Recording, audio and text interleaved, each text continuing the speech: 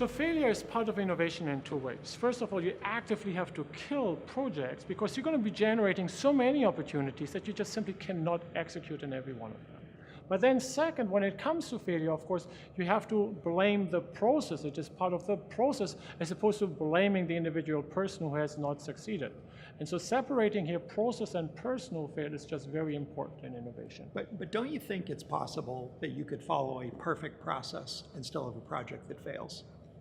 I don't think that a perfect process is one where every idea is going to work. Right. And so perfect process is basically baking in that you just create so many ideas that perfection comes from killing the bad ideas early, but you will always have that byproduct along the way. Not everyone is a winner. But I don't want to get away from this idea that if companies are really exploring new opportunities, they have to venture into the unknown. And the unknown, by definition, is risky, right? There are things you're going to get outcomes that are unpredictable. That's inevitable. Until you've launched the product, until you see whether the dogs will eat the dog food, you don't know.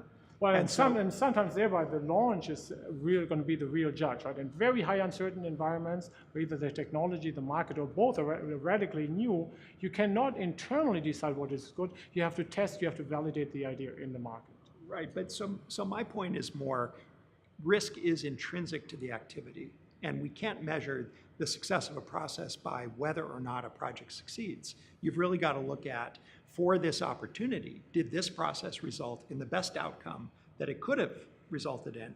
And did we pick the right projects, given what we knew at the time, in order to maximize the chances we got something great? Absolutely, right? But you still have to take this step back eventually and look at the performance of the system, the process overall, because their variability will start averaging out, right? At the individual project, you're going to be facing uncertainty, you're going to be facing risk, but collectively around thousands of projects, 2 or 3 years of data, you will start see patterns, and that should drive your performance evaluation of the process.